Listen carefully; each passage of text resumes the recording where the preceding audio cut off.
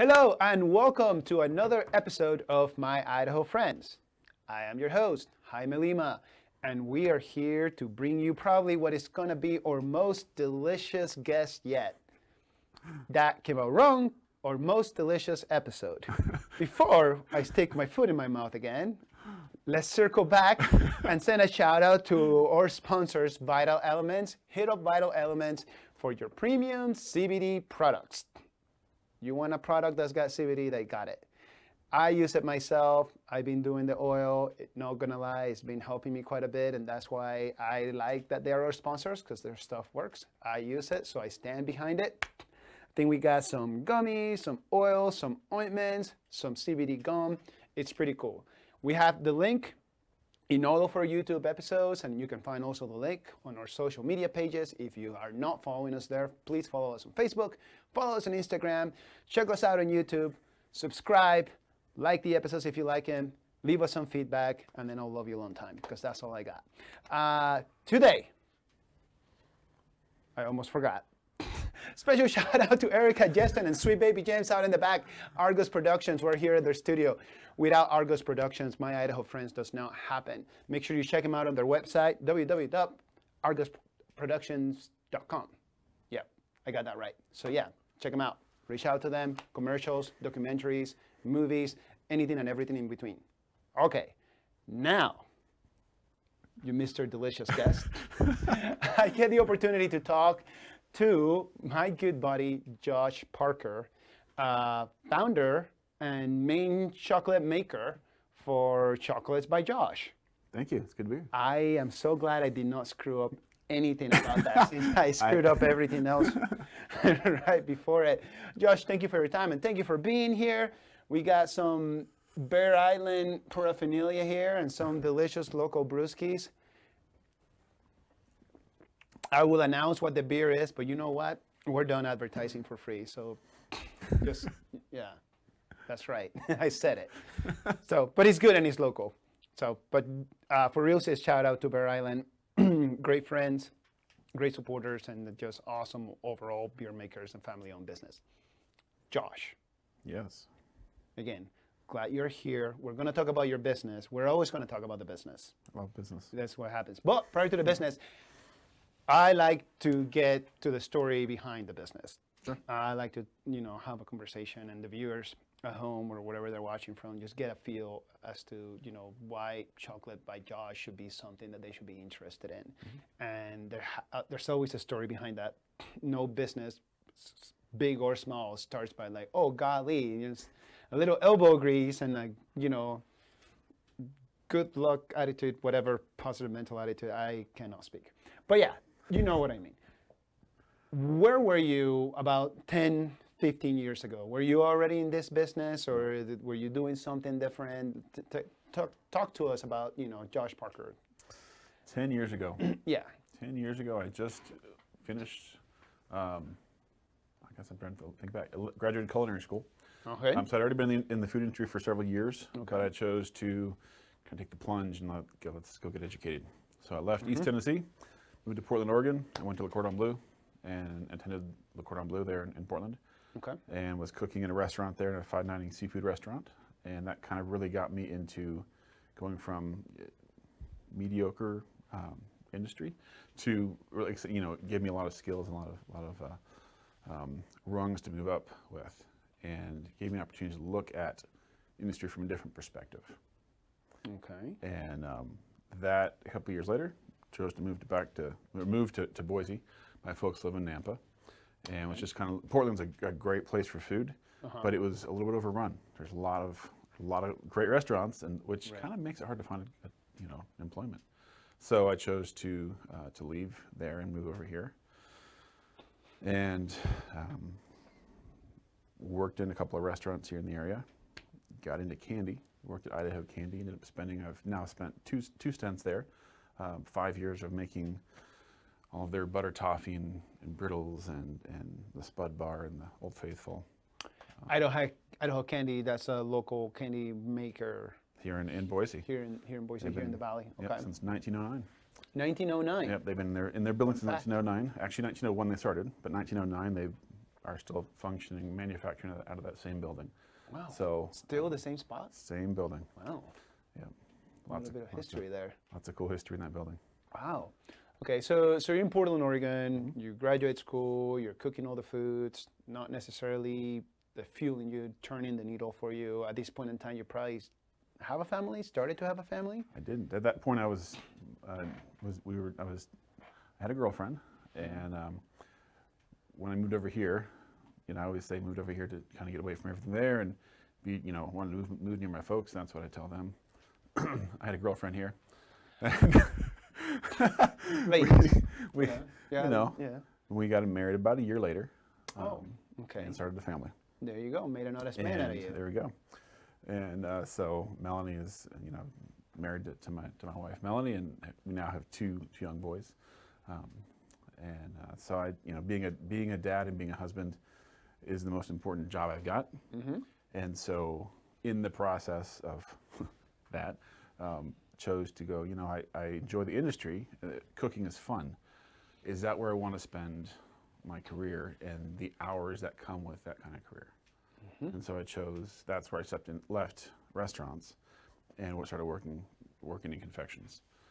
It's a little more normal, if you want to call it, hours. Okay. And 9 to 5. Yeah. Something like that. And you said confections, right? Confections. Is that like the biz terminology? Confections. This is chocolate. So in confections, it's the broader term. Confections is more, you know, making candy.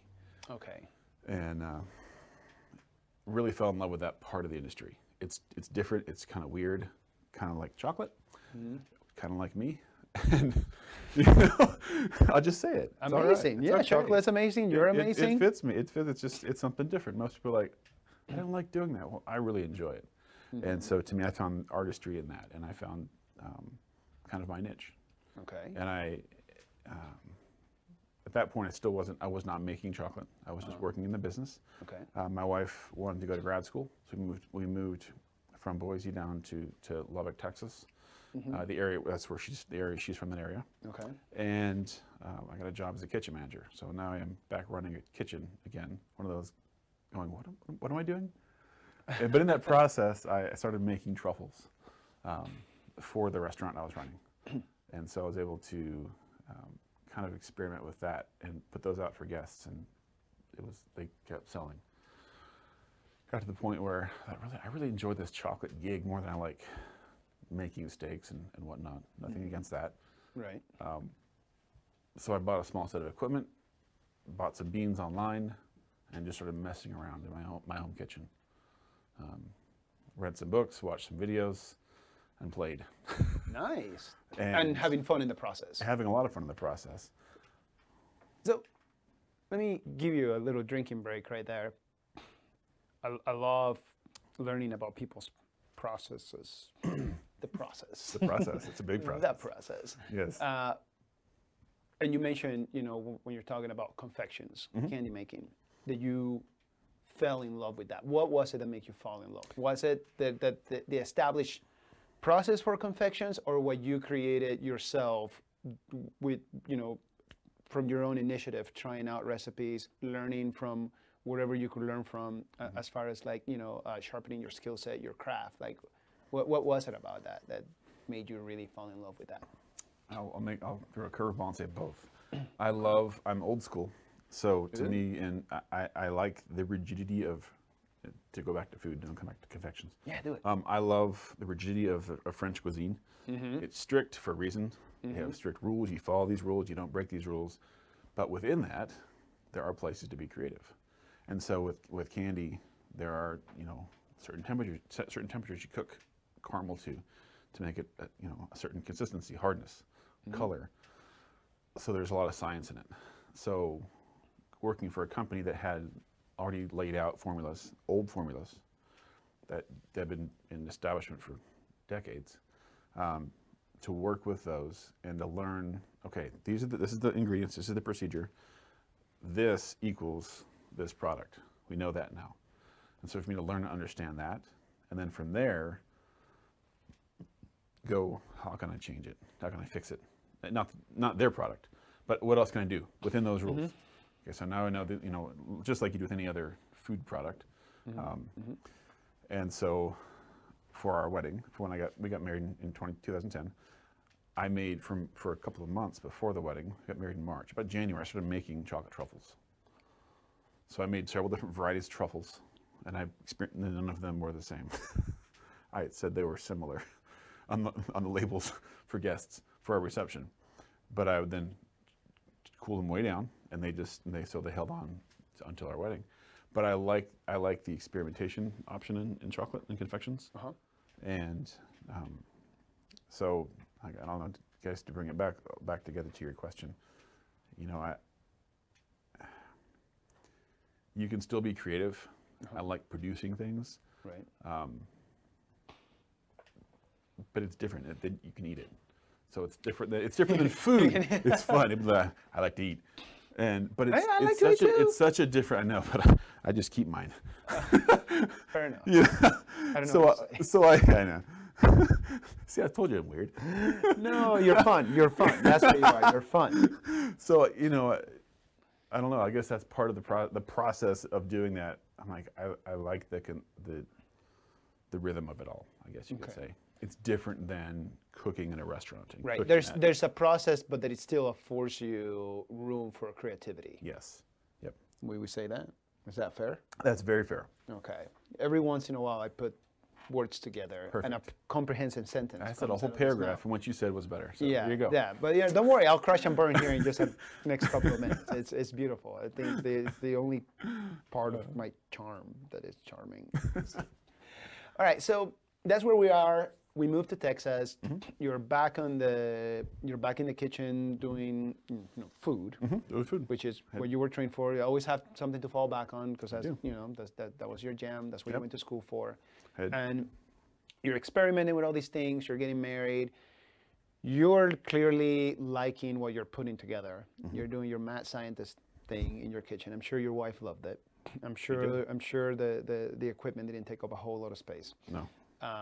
Oh, it's being sarcastic. Never mind. Okay, so never mind. It didn't. It didn't, and she really enjoyed it. Okay, well there we go. She'd come home from school and she'd smell what she thought was brownies cooking, and it wasn't brownies. It was cocoa beans roasting in the oven. You walk in, it smells like she's like, well, where's the cake? Where's the brown? No, sorry, it's just the beans. It's just the beans.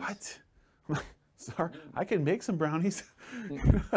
Put it all together. Yeah. So then what happens? Because clearly at some point in time you're like, okay, this is too much fun. I'm onto something here.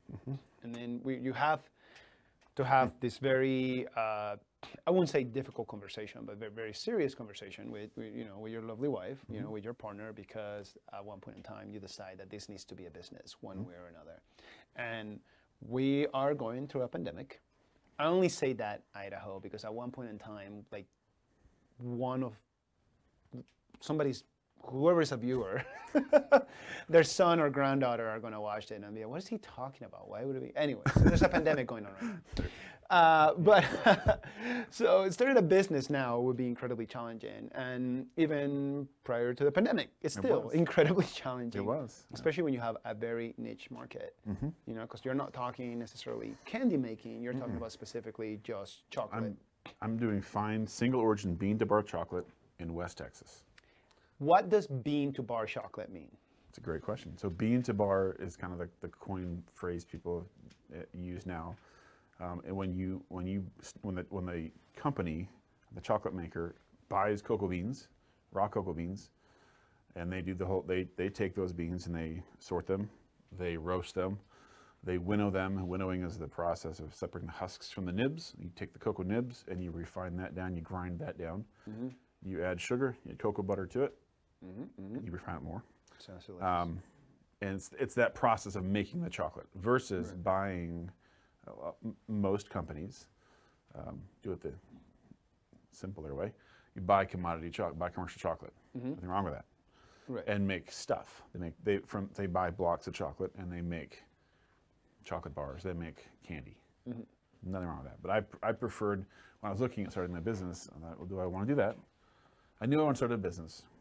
Was it going to be? I was seriously looking. I didn't want a restaurant. Do I want to go into coffee or do I want to go into chocolate? Coffee's fun, but everybody's doing it. True. So I just chose, okay, I don't really want to fight that battle. So took that off the table. And so I looked at chocolate. Okay, with chocolate, do I want to go commercial, buy product, buy chocolate and make stuff? Or do I want to go bean to bar and buy beans and focus on the chocolate itself, and from there make other things? Gotcha.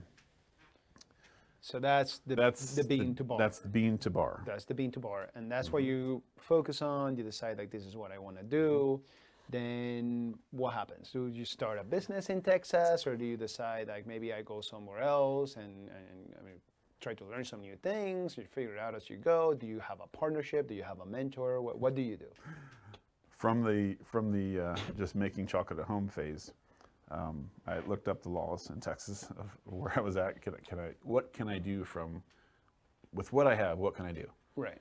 You know, I don't have a big budget. I don't have a facility. I don't have all that stuff. Mm-hmm. And in Texas, like in Idaho, we have the cottage food laws.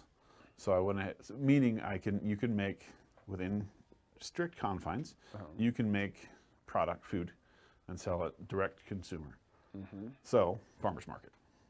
There you go. So I set up an LLC just to go ahead and do that, and started the company in Texas and started selling chocolate at a farmer's market. I was the first bean to bar company anybody's seen down there. Oh, look at that. And so, you know, I wasn't sure I was going to go, because the farmer's market was, West Texas it's farming, there's some ranching, but it's mostly cotton and peanut and oil. It's not chocolate. So I wasn't sure how this was going to sell. You know, so I pitched my tent, put my little table out there with my tablecloth on it and my chocolate on it, and kind of, here we go. Let's see what happens. Who's going to say weird things to me? And some did. Some were, you know, come up and I won't say on here. But okay, fair enough. But no. Some were. It was really interesting to introduce a lot of folks to chocolate, to bean to bar chocolate. Yeah, and that's the fun part about it was letting somebody taste it and let them experience that for the first time. Kind of just taste it and just shut my mouth and watch their face. And some loved it, some didn't. That's normal with any food product. Okay, I'm gonna split you into a rabbit hole and break some of the momentum of the timeline. So, you know, you explain to everyone, myself included, you know, what is bean to bar. Mm-hmm. There's a difference though, as far as like, you know, communication and language. What would then that be the difference between like, you know, bean to bar compared to like, you know, like my favorite cheap chocolate is like a Snickers. Mm-hmm. Okay, like you said, nothing wrong with it. All right, and I don't want to steal away your thunder. I know what the main difference is, but you know, I want you to say it. Yeah. Because I think it's important. Well, because I didn't know that until I met you. Yep. I didn't know. It's like, you mean what? What is it? It's only so much what here? They paid what? Exactly. You know, and it's a little bit upsetting because you think you're eating chocolate, and then you're like, oh, I'm eating plastic. Perhaps not plastic. You know, it's just a little. Depends on the brand. It depends on the brand. Depends on the brand. So I know we talked about bean to bar, but like, really, like, what's the difference? And I don't want to get sued. I know I said Snickers already because I love them.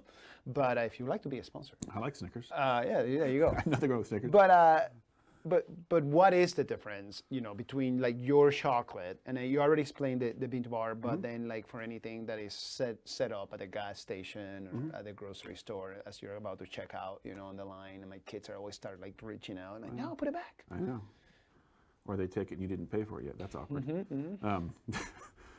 We had that talk, but no, I think so I know what you're fishing for here. Thank you. So let me step back a little bit too. When I was looking at the whole, do I do commodity chocolate? Do I make my own? One of the factors in that, at that point I was reading a ton of books and online forums and watching videos and trying to grasp at every piece of information I could cram into my head. Yeah. What's out there? What's going on? Where's my corner of that big giant $100 billion industry? Yeah. What can I do? Can I scratch a living out of this? Yeah. And something that's become far more known about or mainstream, I wouldn't even call it that now, but what is the child exploitation component in chocolate? And most cacao comes from West Africa. a lot of West African farms, I won't even say most, but a good number of West African farms use shady labor practices. And they use kids on their farms that most of them don't really want to be there. Gotcha. They're, whether they've been sent by free labor by their parents, or they're just, hey, here's a kid, $40, you can get a kid. Right, slave labor. Slave labor, call it what it is. And so, and there's some gray areas in there, but there's also some very black and white lines that a lot of companies are crossing. And the big companies talk about it. You go to any of the big brand websites, and they're gonna address that, and they're gonna talk about what they've put in place to reduce that or stop that. The fact is, when then the third party goes and looks at it, and a lot of the organizations that are there that make you feel good about eating certain chocolates, the fair chocolates, that's all I'll call it, their farms are failing. The litmus test: are you actually following ethical practices? Right. So, as a dad, when I looked at those and read those stories and looked at that stuff, frankly, it pissed me off. Right. But I can't by myself stop that. There are a lot of good chocolate makers out there who are doing what I'm doing. I'm not the only one in the country by far. This is a growing corner of the business. But being aware of where you're getting your ingredients, being, I buy from Haiti. Haiti is a country that has a lot of slave labor in it. And the co-op that I buy from, they have a great reputation for paying their farmers very fair. And they look out for some of that stuff. So there's still, shady things that happen everywhere in the world. But being aware of where I get my cocoa, I feel far better about that. When I can, I do direct trade. I buy directly from a farm in Belize. I know the farmer. I know the owner of the farm, and we've had that talk. Right. And he's, I wouldn't even touch it if that was an issue. So that, the if you want to call it the social element, I don't know. Being aware of the whole supply chain in the product is really important to me. And so that's really why I chose. It was cheaper to buy commodity chocolate. I can buy chocolate, buy a tempering machine, and go. I can skip the whole making and sourcing, and that's a lot of work. Yeah. To me, that's the artistry part of it. Right. I can make a different chocolate than you would get at the grocery store. Correct. So when you get a chocolate from the grocery store, they do add other things, add fillers. And when you're buying, whether it's my chocolate or you're buying one of the other bean to bar makers, you're not buying chocolate with soy in it. You're not buying chocolate with added stuff in it that didn't even make the label. Right. Do you mind actually just passing me one of those real quick? I know Sweet Baby James in the back is probably losing his mind right now, but one of the cool things, like right here in the front, like 72% pizza dark chocolate. Yes. Right? And something that I didn't learn until I met you, because I never bothered to really read like my chocolate at the gas station, which is still delicious and I still get it, but it's like none of it says 72% or 60% or 50% or 40%. No, that's the cocoa content. Right. So the cocoa content is both the cocoa solids and it can be the cocoa butter. So for example, in that chocolate, it's 72% dark chocolate, like you said. Right. 64% by weight of that chocolate is cocoa nibs. I then add about 8% cocoa butter, and the rest, 28%, do the math right here, is all sugar. It's cane sugar. It's an organic cane sugar. Right. And that's it. That's all that's in that chocolate. Nothing else. Right.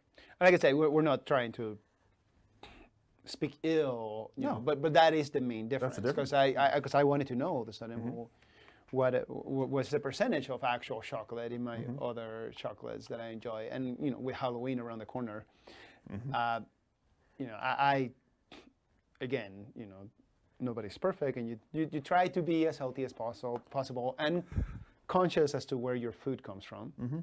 Okay, and a good example is like my sister-in-law, who I love dearly, hi Emily, and she. Oh, thank you for putting it back there. I don't want Sweet Baby James out in the back to lose his mind.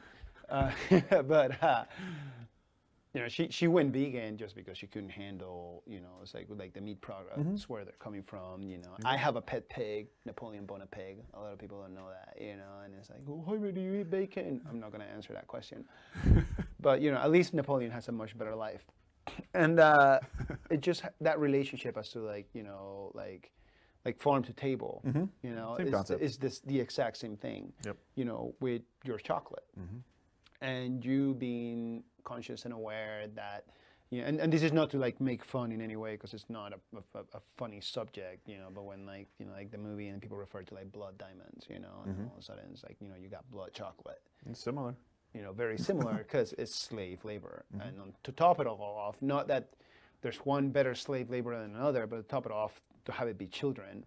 And then on top of that, prior to, you know, people such as yourself and different organizations bringing light to the issue at hand, and then of course later after it affects their pocketbook, companies taking responsibility as to oh, well, like we're going to look into this. Oh, check this out. We only do business with this, and that, and we're good now.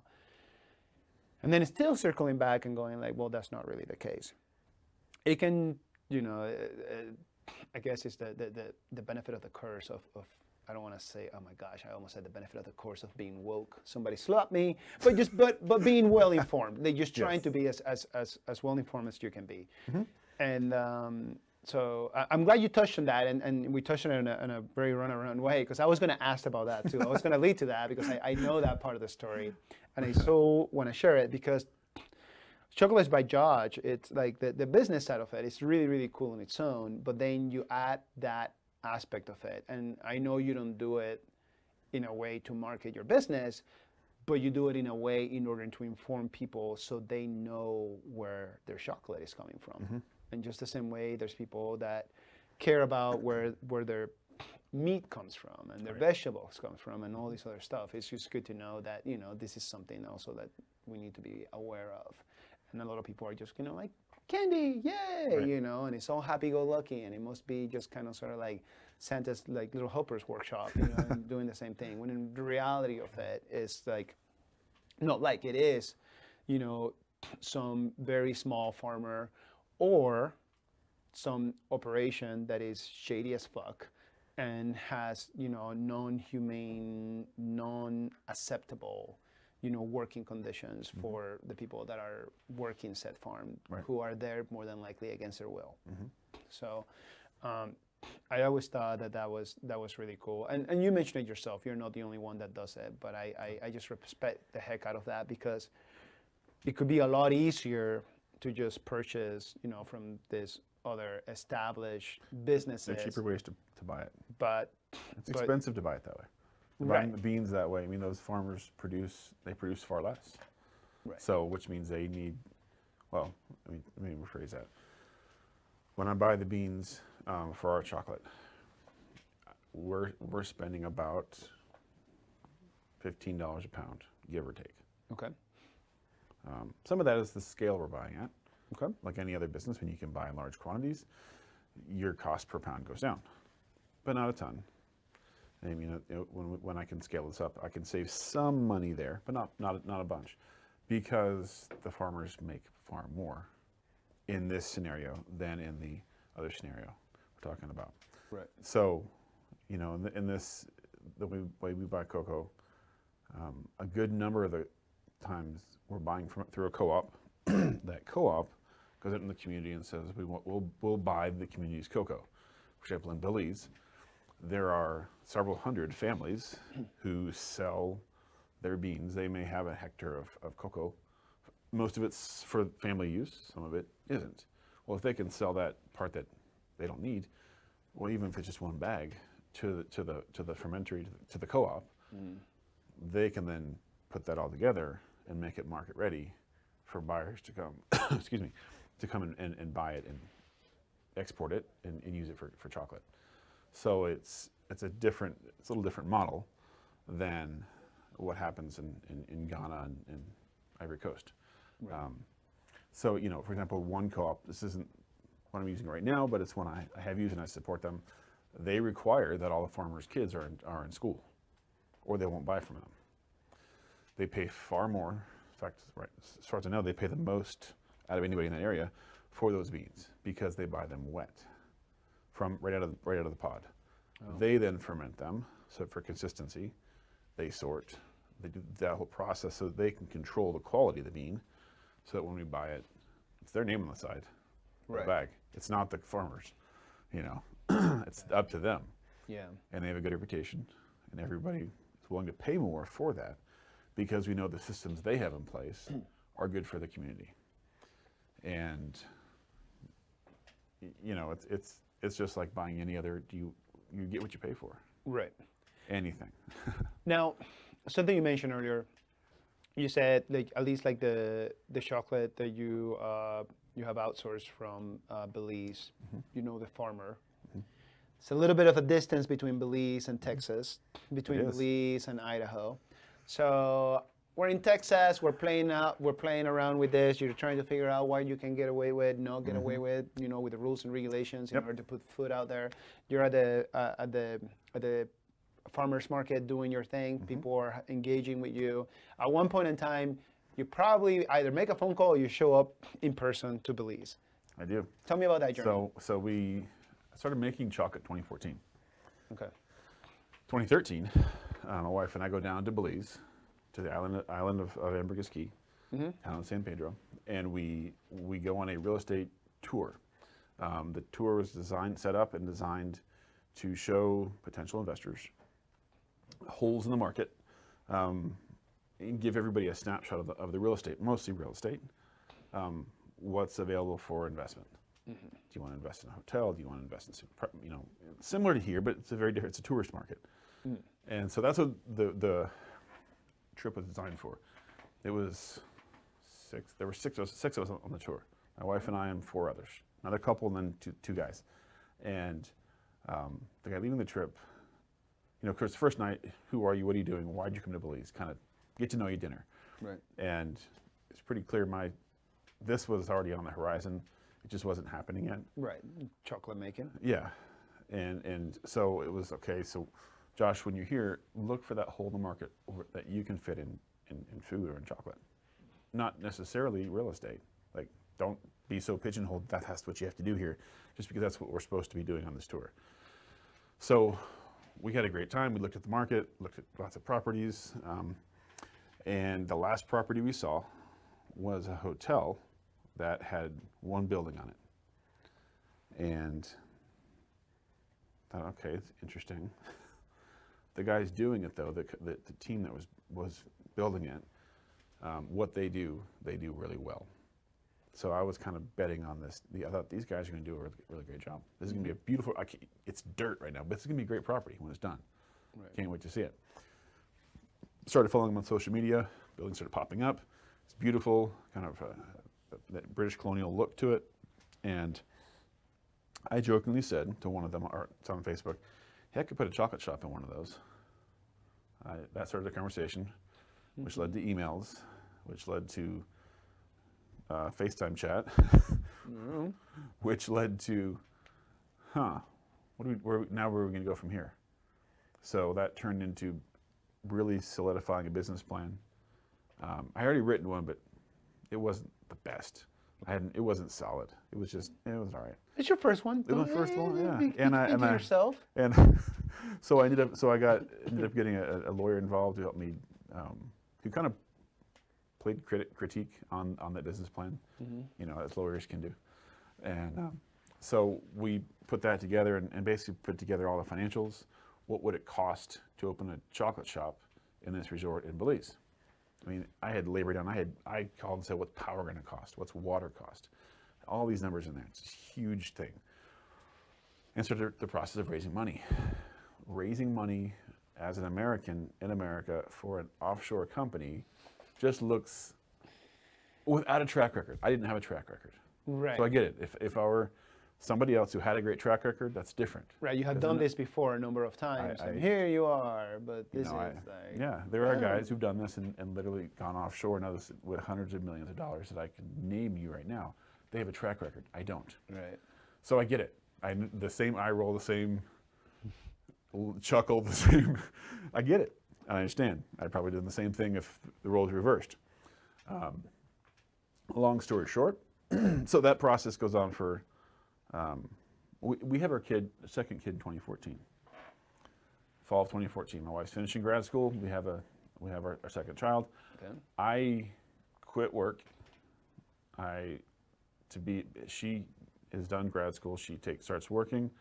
I become stay-at-home dad, which I learned that is not in my skill set.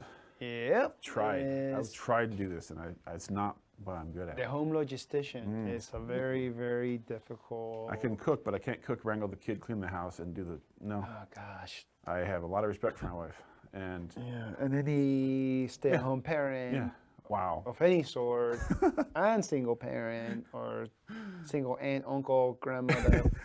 I mean, and everything in between. It's tough. And so in that process, that gave me some time, like during nap time, to work on the business plan and everything. And I spent the next year and a half, fall of 2016. So fast forward, took that long.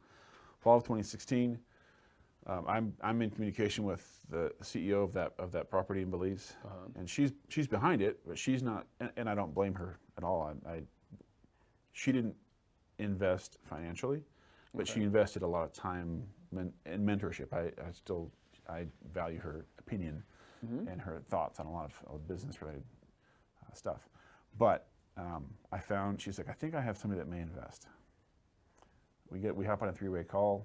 That guy's in Panama, she's in Belize, and I'm in Lubbock, Texas. Love technology. And long story short, the gentleman didn't want to invest, he wanted to buy it. So I have the question of, do I sell it and go and help establish it? Because I was going to stay on it for a little while and help establish it. Or do I stick to my guns and maybe nothing happens? I chose to sell it.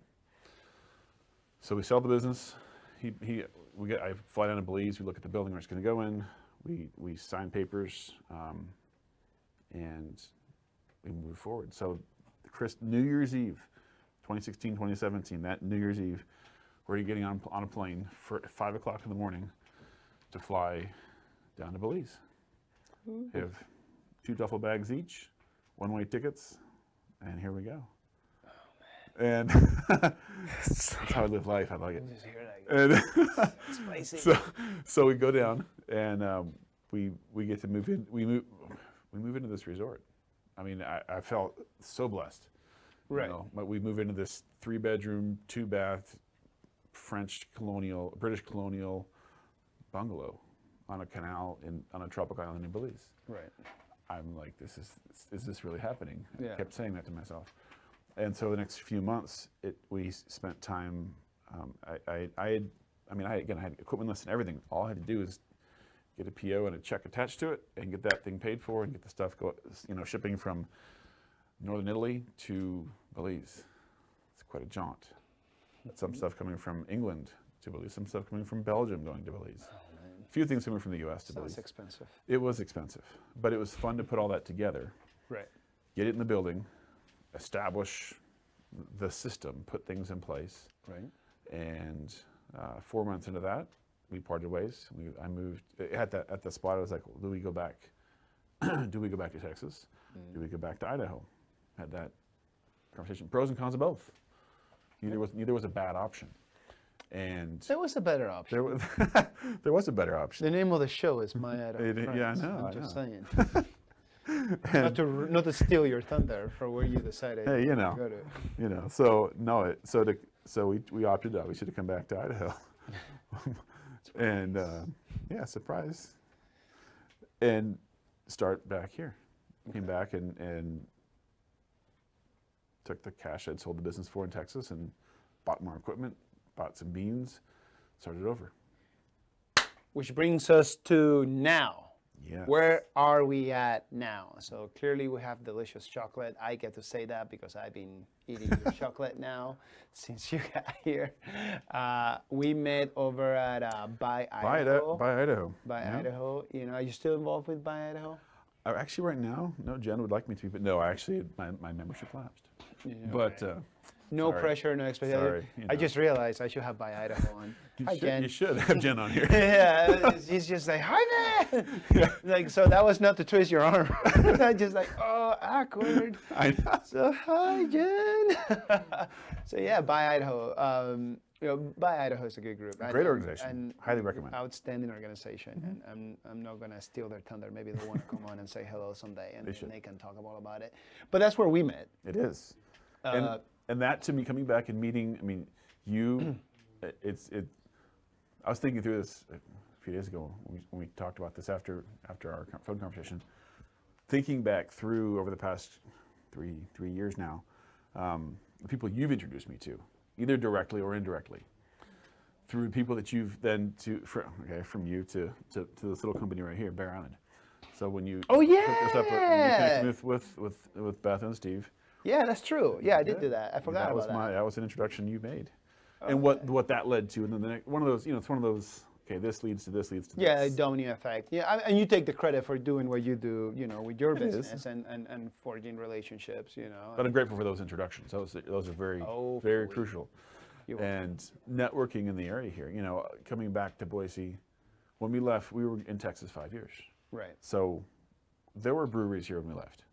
There weren't that many when we left in that 5 years. I remember the second day we were back. I drove from Nampa into Boise, stopped at the bottom of the country there at the red light on, I guess, Front Street, Myrtle. I don't know. I was getting mixed up, and looked up. I'm like, whoa, Boise grew up.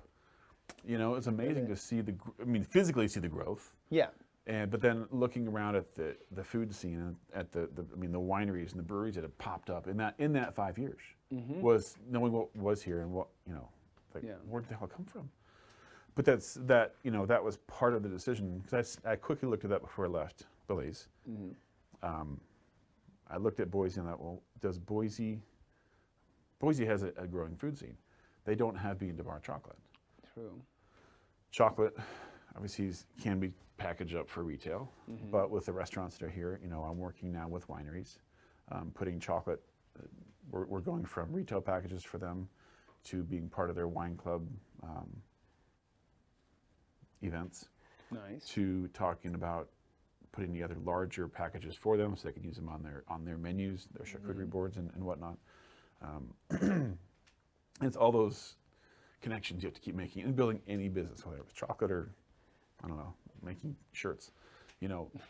Following those connections, and it's all about relationships. And that's really been it's the fun part, but it's kind of also the, would you please hurry up and let's do this part of building any business. Can I please get a commitment from you? Okay, we talked about this. What is that like? Hey, you're gonna answer your phone? You're not gonna answer your phone. You're gonna return the email? Okay. I see. I'm gonna keep going. And yeah. So, but that's just part of it. Yeah, the process, the personal development component in that is developing a business. Yes. Developing. So that's especially in a niche market. It is. It is a very niche market. It's a very niche product. When I bought the equipment to start back in Boise, I didn't spend hundreds of thousands of dollars. Didn't have to spend it. I didn't. Frankly, it may not have been the wisest thing, even if I had the money. I want to see if it's going to work here. Right. Well, does Boise want this? Are they going to spend the money on a $9 chocolate? Yeah, because like you were talking earlier, like it's different. Yeah, the bean to bar is just a lot more expensive. It is. But the bean to bar is what you're pairing with your wine. The bean to bar is what you're pairing with, like when Beth at Bear Island Brewing, along with Steve, makes some fancy beer. None of their other beer is fancy. It's not fancy, but like they make some really cool craft concoctions over there, and I think they have worked in conjunction with you. Yeah, that's where. Let's see. Reading the back labels here. Do it. That's where this chocolate came from. This was designed to go with. I'm going to get it wrong, so I'm not going to say which one. One of their IPAs. Okay, fair enough. I forget which one now. She'll probably like, you didn't know that? I'm sorry, I forget right now. It's well, you've been doing a lot of stuff. But it was, when she asked for a citrusy white chocolate, in my head I thought, I don't like white chocolate. Okay, here we go. So I started messing with white chocolate. And then this is come of it. This is I wouldn't say by far. The 72% dark chocolate and the lemon white chocolate are neck and neck top sellers. Lemon white chocolate, people think it's weird, and I'm like, just taste it. You don't have to like it. I dare you. I think I might have, I mean, that was a few years ago, wasn't it? And I might have stopped by the brewery, and they had like a big jar, just like, try one. I've done a lavender before COVID, when you could put like your hand inside things. Before you could do those things. Yes. No, I do a lavender dark chocolate for them.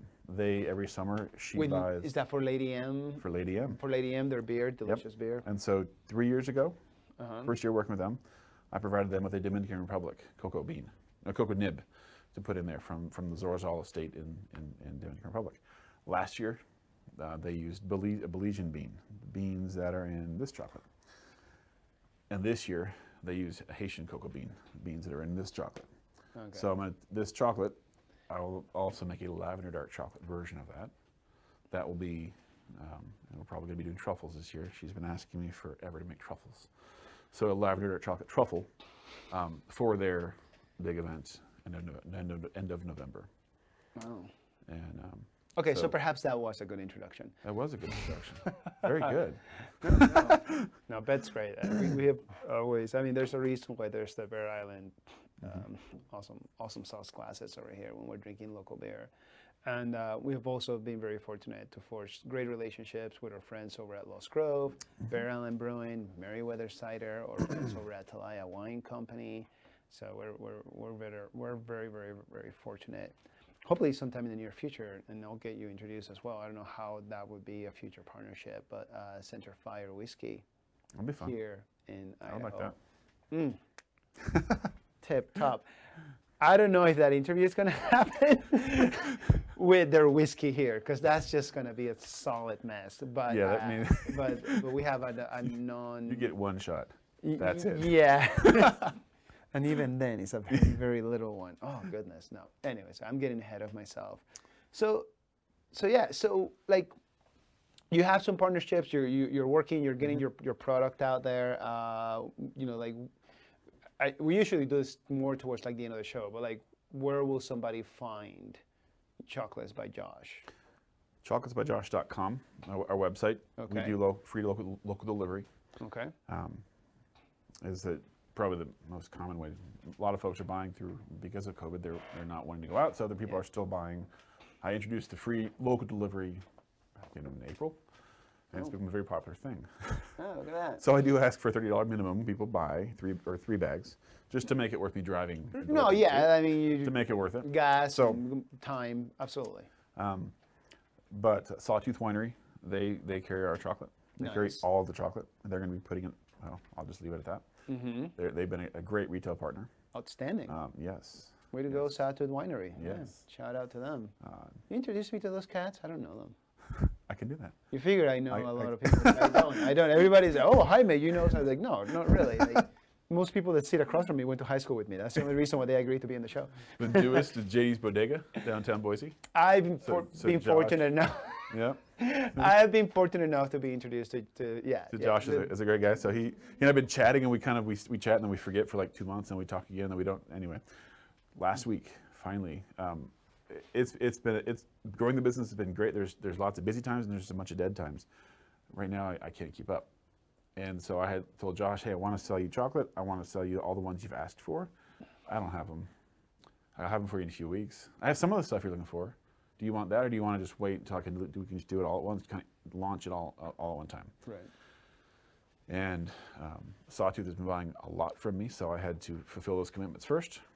And then, he was cool with that. And then, so last week, I forget what day now, showed up, and I delivered my first order to him. Right on. And so he has everything, even over to I have a sugar-free dark chocolate. People who don't want cane sugar, we have a monk fruit sweetener dark chocolate. I don't know if you recall, but I tasted that first. That's right, you did. You were outside of your family, probably. Yeah. But I was very proud of that.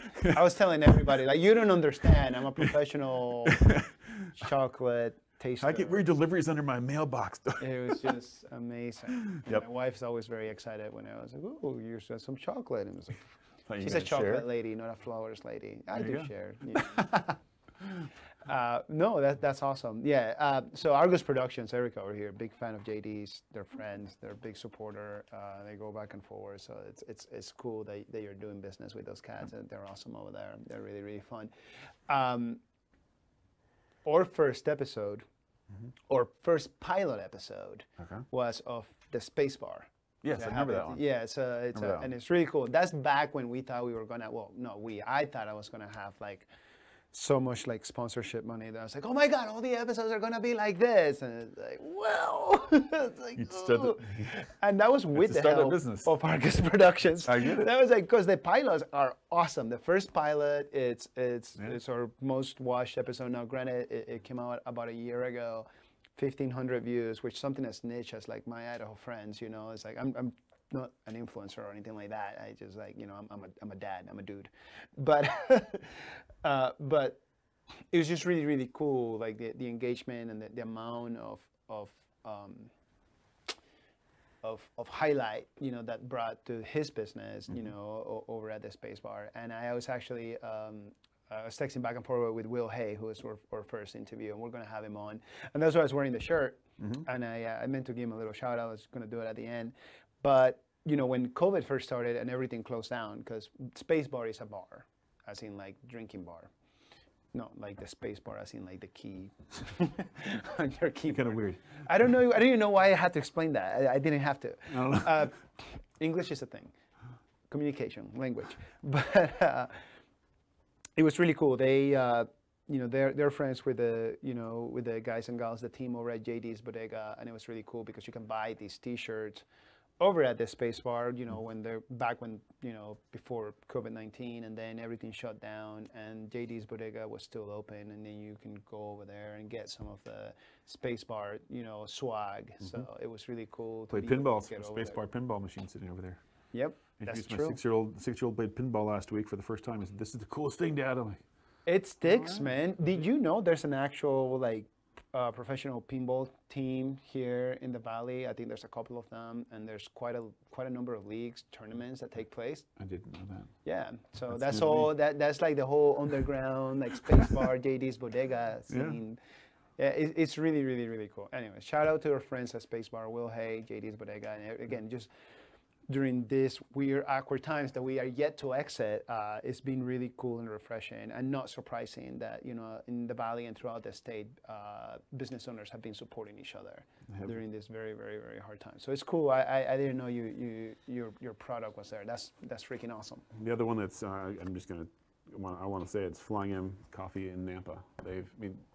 All three locations are fantastic, but the Nampa store has been, their team has been very welcoming to me and my product. There you go. I've been involved in several of their events. Go with it. So I use their coffee in this chocolate, use their house blend, and when I refine the beans, I refine coffee into the chocolate. So it's like eating a cafe mocha. I mean, it has coffee. You can't miss it. You can taste it. It's there. That's awesome. So it's fun. So I have that when you're in Nampa, Flying M Coffee downtown Nampa. Great spot, and right in like all downtown Nampa. Yeah. That's usually one of my favorite episodes was in May of this year, back when we were not doing the interview show out of the studio. I was doing it out of my basement. My office, in my basement, and I got to have this awesome conversation with Beth Einek, which is the director of economic development over in Nampa. And it's just you mentioned chocolate and Flying M, and that's where I will meet her at whenever I'll go visit her. She's been really, really close to her office. Great interview. Shout out to Beth Einek and all the folks out of the office down in downtown Nampa. They're just great. They're doing amazing work. It's the fastest growing city. I love downtown in the state, you know, like, and I have a great deal of love to Boise. You know, this is my town. This is where I live. But Nampa is phenomenal. You know, they're growing, and they're growing smart, and they're bringing a great deal of opportunities to locals and everybody that is, you know, transfer over here from out of state, and that's fine. You know, a lot of people disagree with me with a number of things, and I get it. A lot of it has to do with housing and real estate, you know, and then like mortgages. The cost of living is still low, but then if you want to like pay rent and pay a mortgage, it's just a great deal of money. And there's a number of things that hopefully, since everybody got out there and vote for your local elections, there's going to be some things that will turn for the better as far as our local government leadership, because it's I don't want to call it an easy fix, but it is something comprehensible that can be tackled in a way where like everybody can benefit. Because if you're not growing, you're either still or you're dying. You're going to be dying soon. And I'd rather be part of a community that is growing, especially during this environment, in which business have been shut down, people have been laid off, and everybody's just kind of doing the very best they can while simultaneously helping each other. A lot of the information out there just really doubles and triples down on the things that push us apart, and not enough about how much we have in common and how good we're actually being to each other. And I get that there's a lot of both, but it just never gets highlighted enough. And while not perfect, I'm grateful that I get to be a part of this community and see firsthand how people work with each other and help each other out during this very, very challenging and difficult times for everyone. Yes. So it makes me really happy to hear that your first world problem is that you don't have enough manpower and equipment to keep up with demand. That is incredibly refreshing. Yeah. And I know you don't say that in a braggadocious way, because not everybody's fortunate, to be experienced in that. But I also happen to know, since we have known each other, how that was not easy to put together. No. And we're not going to talk about the personal aspect of that, but I just happen to know, and I want to highlight that, and I appreciate that.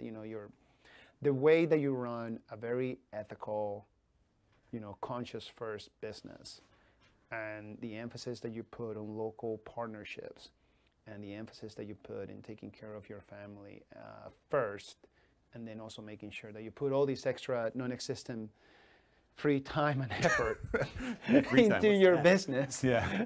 Non-existent free time and effort into your business. Yeah. In order to have it be done the right way. That speaks volumes of your character and of you as a person. Thank you. And somebody worthwhile having in our community. So I thank you for that, and I want to make sure that gets highlighted while we're having this conversation, Josh. Thank you. It's awesome. Not a lot of people will take the extra, more expensive step to, one, bring awareness of something that nobody would ever think is a thing, as far as slave and child labor, slave type situations for, food industry, mainly, cacao and things along those lines, and some of the or undeveloped, brother and sisterly countries, and then to make it very clear that is who you that's the line in the sand in which it's like, I'm only going to do business with credible entities, and it's already been vetted, and this is exactly what you're putting in your mouth, what you have in your home, for your family. This is where it comes. This is where it comes from.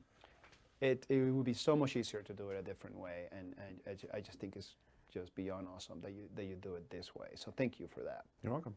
Okay. I think business is the best way to make changes. I don't think government should be doing all the changes. I think, not to get political, but I think there's so many ways that in business, speak your mind. Whatever your business is, I think you need to be using it in a way that's, if you see an issue, well, attack the issue, but use your business not in a, we're going to get you. No, how can you make a correction in how you're buying things and how you're selling things, or who you're hiring? How you make it better. Yeah. How you make it better for everybody. I think that's, not just for yourself, but for everybody else involved. Yeah. All right. Because without somebody like you, that farmer in Belize ain't doing so hot. Yeah. Okay. And all these other. And that's been during the pandemic. I listen to a lot of I love podcasts, and listening to one the other night, and it was talking a lot about farmers not being able to get to their farms, because sometimes they don't live at their farm. Right. They own land somewhere else and they live in town. Makes sense. But the country won't let them leave, like the city or whatever. Yeah. They can't. So now their crop is on the tree and it's dying. Right. Or they've processed, but now they can't export it. Or they've processed and now they're not. Makers aren't buying. Well, for makers to buy, customers have to buy the chocolate. So it's this trickle effect. For me to buy chocolate, buy beans in make chocolate, not have anybody buying it. There's this clog thing that happens with every industry, and I think it's important. Right now you leverage. E-commerce is a great thing. You want to support whatever your favorite company is out there. Go to their website, buy their product through their website. No, you don't have to go to the store. So before we jump into what the future holds to you and Chocolates by Josh, I want to ask you this. During this pandemic time, this whole COVID-19 scenario that we're all going through worldwide, what has been your biggest and most significant pivot, if any, that you have had to do with your business? I've done some interesting things. I actually done something I've not. Several months ago, I wasn't selling. I made chocolate and it wasn't moving, so I stopped because you only can make. I would make chocolate in blocks and store it, but I wouldn't make chocolate and temper it and package it because I don't want you to get chocolate that's really old. Right, fair. For once it's in a block form, it can hang out for a long time. But once I package it, it starts to go. It can kind of go stale. So long story short, I thought, well, what else can I do? What other products will work right now? What else is wanting stuff? And so I started making cakes. The kitchen I'm in, I rent space in a commercial kitchen, so I have access to other stuff other than just my little corner with all of my equipment. Yeah. I brought my KitchenAid in and made a bunch of chocolate cakes. So it's a dark chocolate cake with chocolate, sugar, eggs, and butter. That's it. There's no flour. And glaze it in chocolate ganache. Put some raspberries on top. Sounds like and chocolate. That's amazing. It is so good.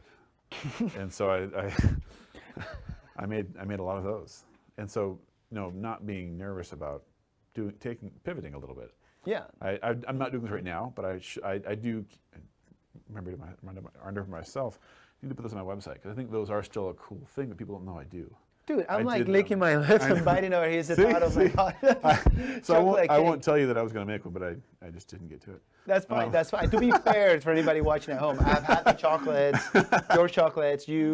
Prior to COVID, you were doing chocolate making classes out of the kitchen that you work out of, and that was amazing, and that was delicious, and that was just absolutely awesome. And it was really unfortunate that then all this happened, and then you had to bring it. The push pause on that. Yeah, but the experience was great. My wife loved it. We ate all of that chocolate. So just the thought that you are actually making chocolate cake. It's just nothing but chocolate.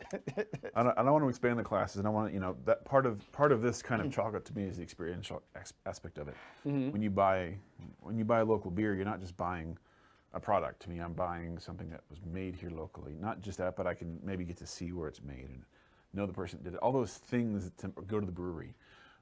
All those things that make the product more interesting. And so I don't mind spending more on a pint of beer that I know the story of, I know the maker, I know all that stuff. Yeah. And so with chocolate, I'm looking forward. It's to get back into class. I've already sold chocolate classes that I can't even do yet.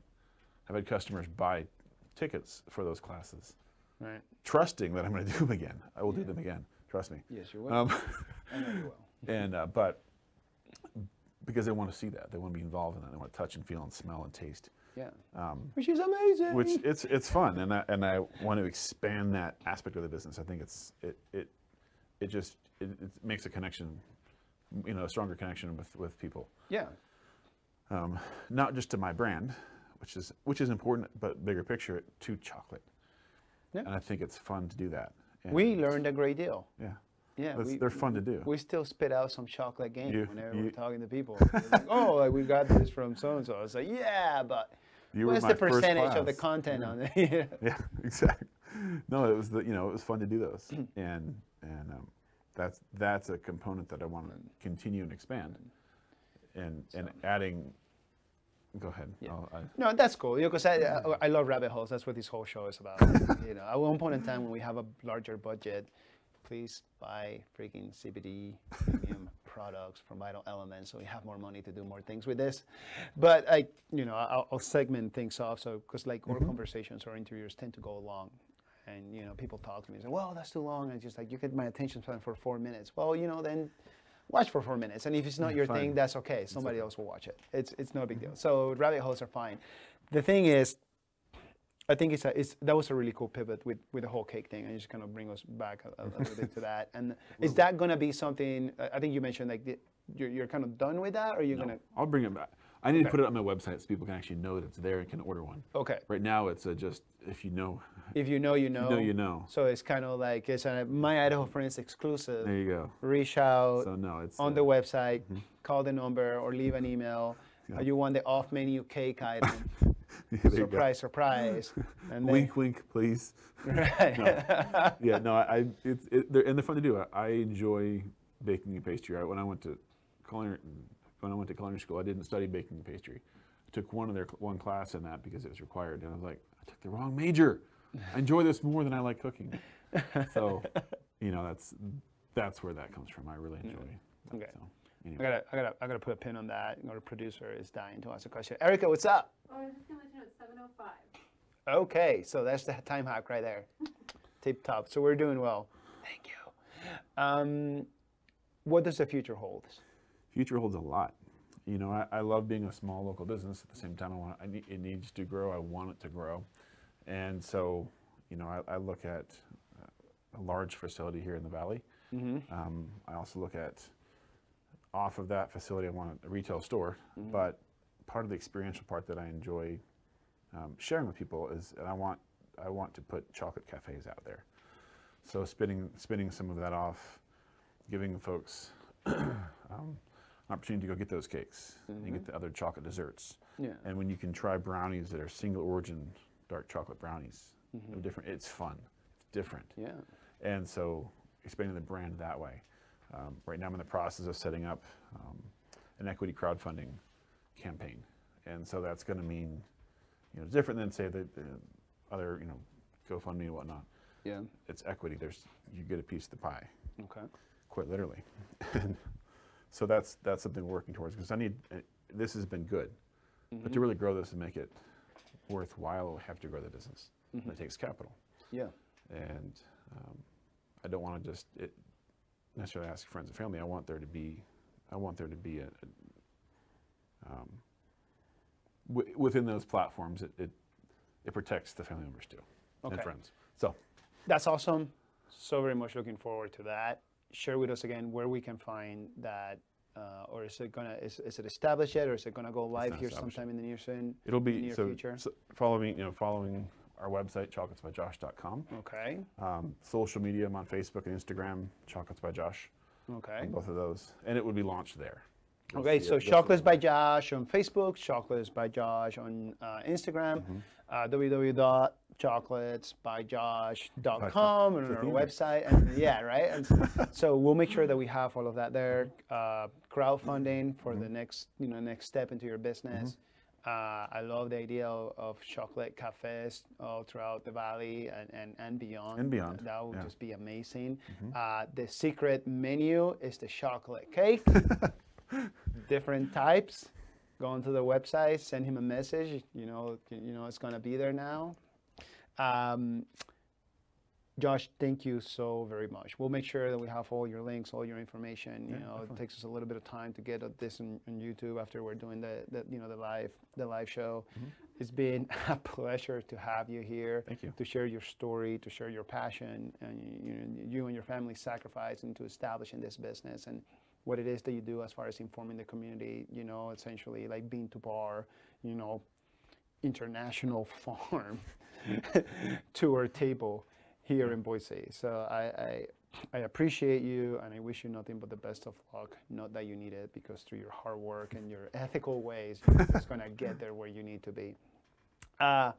Before we start signing off with all of our shout outs and things like that, I want to bring my wonderful and awesome partner in crime from Argos Production, Erica, to tell you guys about the wonderful project that she has been working on for some time. Erica, get over here. Get over here, Erica. Get over here. No. You get to be on this side. Good. Come on, please. Tell the folks at home what's going on tomorrow.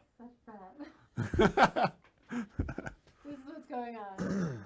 Actually, we were talking about JD's Bodega, and Josh Davis is the president of the Skateboard Association. Fun fact. Didn't know that. He is in the film. The film is actually launched. We will be giving it to everybody soon. And tomorrow night you'll get to some sneak peeks of it if you watch Argos TV. So tomorrow night, Argos TV, tune in. What time? Well, it's going to be going on all day from 5 till 8. All day. Oh, yeah. And Roast to Bogus, what is it? Okay, Roads to Bogus is a... Oh my gosh, you were such a brat. Roads to Bogus is a film about the city of Boise and the skateboarders in the community.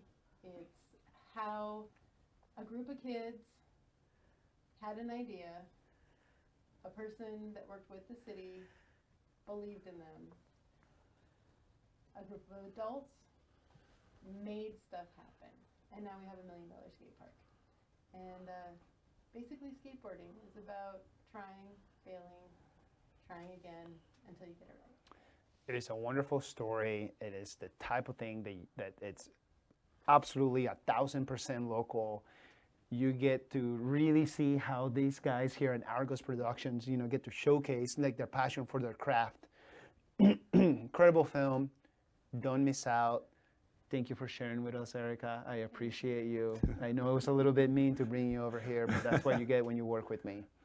I'm like, be red. Get out of here. You're good. You're good.